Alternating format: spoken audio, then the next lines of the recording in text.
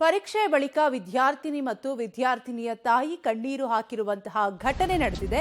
ಜಗಳೂರು ಪಟ್ಟಣದ ನಳಂದ ಕಾಲೇಜ್ ವಿದ್ಯಾರ್ಥಿನಿ ಕಣ್ಣೀರನ್ನ ಹಾಕಿದ್ದು ಹೆಚ್ಚುವರಿ ಉತ್ತರ ಪತ್ರಿಕೆ ನೀಡದ ಪರೀಕ್ಷಾ ಮೇಲ್ವಿಚಾರಕರು. ಹೀಗಾಗಿ ಪರೀಕ್ಷೆ ಮುಗಿದ ಬಳಿಕ ವಿದ್ಯಾರ್ಥಿನಿ ಮತ್ತು ವಿದ್ಯಾರ್ಥಿನಿಯ ತಾಯಿ ಕಣ್ಣೀರನ್ನ ಹಾಕಿದ್ದಾರೆ. ಇನ್ನು 7 ಅಂಕಗಳಿಗೆ ಉತ್ತರವನ್ನ ಸೌಜನ್ಯ ಬರೆಯಬೇಕಿತ್ತು. ವಿದ್ಯಾರ್ಥಿನಿ ಸೌಜನ್ಯ ಬರೆಯಬೇಕಿತ್ತು. ಜಗಳೂರು ಪಟ್ಟಣದ ಮಾಲತಿ ಪಿಯು ಪರೀಕ್ಷಾ ಕೇಂದ್ರದಲ್ಲಿ ಈ ಘಟನೆ ನಡೆದಿದ್ದು, ಜಗಳೂರು ಪಟ್ಟಣದ ನಳಂದ ಕಾಲೇಜಿನ ವಿದ್ಯಾರ್ಥಿನಿ ಪರೀಕ್ಷೆ ಮುಗಿದ ಬಳಿಕ ಕಣ್ಣೀರನ್ನ ಹಾಕಿದ್ದು, ಸೌಜನ್ಯ ಅನ್ನುವಂತಹ ವಿದ್ಯಾರ್ಥಿ ಕಣ್ಣೀರನ್ನ ಹಾಕಿದ್ದಾರೆ.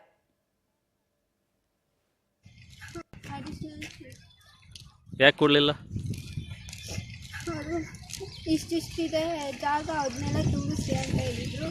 ಅದರಲ್ಲಿ ಅವು ಹಿಡಿಯಲ್ಲ ಪ್ರಾಬ್ಲಮ್ಸು. ಈ ಕಡೆ ಬರೆದ್ರೆ ಮಾರ್ಕ್ಸ್ ಕಮ್ಮಿ ಮಾಡ್ತಾರೆ ಅಂತ ನಮ್ಮ ಟೀಚರ್ಸ್ ಹೇಳಿದ್ರು.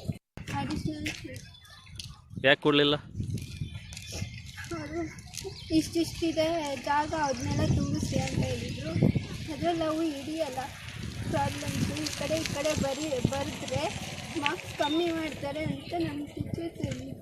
ಕಾಲೇಜ್ನಲ್ಲಿ ನಳಂದ ಕಾಲೇಜ್ನಲ್ಲಿ 2 ಸೈಡ್ ಈ ಕಡೆ ಅರ್ಧ ಆ ಕಡೆ ಅರ್ಧ ಬರೆದ್ರೆ ಅವ್ರು ಮಾರ್ಕ್ಸ್ ಕೊಡಲ್ಲ, ಒಂದೇ ಸೈಡೇ ಬರೀಬೇಕಂತ ಹೇಳಿದ್ದಾರೆ. ಹಂಗಾಗಿ ಇವರು 4 ಲೈನ್ ಬಿಟ್ಟು ಬರೆದಿದ್ದಾರೆ. MCQs ಲಾಸ್ಟಿಗೆ ಬರೀರಿ ಅಂತ ಅವ್ರು ಕಾಲೇಜ್ನಾಗ ಏನು ರೂಲ್ಸ್ ಹೇಳಿದಾರೆ ಅದನ್ನ ಕೇಳಿದ್ದಾರೆ.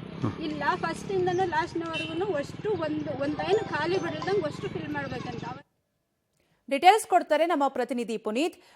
ಯಾಕೆ ಉತ್ತರ ಪತ್ರಿಕೆ ಕೊಟ್ಟಿಲ್ಲ? ಬೇಕು ಅಂತ ಮಾಡಿದ್ದ? ಸೌಜನ್ಯ ಆರೋಪವೇನು ಪುನೀತ್?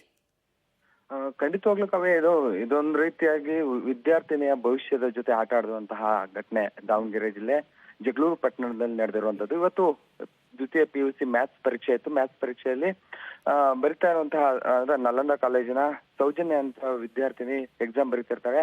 ಅರ್ಧ ಗಂಟೆ ಇರುತ್ತೆ. ಅರ್ಧ ಗಂಟೆ ಸಂದರ್ಭದಲ್ಲಿ ನನಗೆ ಅಡಿಷನಲ್ ಸೀಟ್ ಬೇಕು ಅನ್ನುವಂತಹ ಅಲ್ಲಿನ ಮೇಲ್ವಿಚಾರಕರನ್ನು ಕೇಳ್ತಾರೆ. ಆದ್ರೆ ಆತ ಕೊಡೋದಿಲ್ಲ ಅನ್ನುವಂತಹ ಒಂದು ಆರೋಪವು ಕೂಡ ಈಗಾಗಲೇ ವಿದ್ಯಾರ್ಥಿನಿ ಹಾಗೂ ಆಕೆಯ ಕುಟುಂಬಸ್ಥರು ಕೂಡ ಮಾಡ್ತಾ ಇರುವಂತದ್ದು. ಪ್ರಮುಖವಾಗಿ ಯಾವುದೇ ಎಕ್ಸಾಮ್ ಬರೀಲಿ ಅಡಿಷನಲ್ ಶೀಟ್ 5 ನಿಮಿಷ ಇದ್ರೂ ಕೂಡ ಕೊಡುವಂತಹ ಕೆಲಸವನ್ನು ಕೂಡ ಮೇಲ್ವಿಚಾರಕರು ಮಾಡಬೇಕು. ಆದ್ರೆ ಈ ನಳಂದ ಕಾಲೇಜಿನ ಅಂದ್ರೆ ಮಾಲತಿ ಕಾಲೇಜಿನ 4ನೇ ನಂಬರ್ ಕೊಠಡಿಯಲ್ಲಿ ಎಕ್ಸಾಮ್ ಬರೀತಾರೋ ಎಕ್ಸಾಮ್ ಸೂಪರ್ವೈಸರ್ ಅಂತಹ ಅವರು ಕೊಟ್ಟಿಲ್ಲ. ಇದರಿಂದಾಗಿ ವಿದ್ಯಾರ್ಥಿ ಸಾಕಷ್ಟು ಒಂದು ಅಳವನ್ನು ತೋಡ್ಕೊಂಡಿರುವಂತದ್ದು. ಮತ್ತೆ ಮೇಲಾಧಿಕಾರಿಗಳು ಕೂಡ ದೂರನ್ನು ಕೊಡ್ತೀವಿ ಅನ್ನುವಂತಹ ಮಾತು ಕೂಡ ಕುಟುಂಬಸ್ಥರು ಹೇಳ್ತಾ ಇರುವಂತದ್ದು. Kavya, thank you Puneeth ಡೀಟೇಲ್ಸ್ಗಾಗಿ.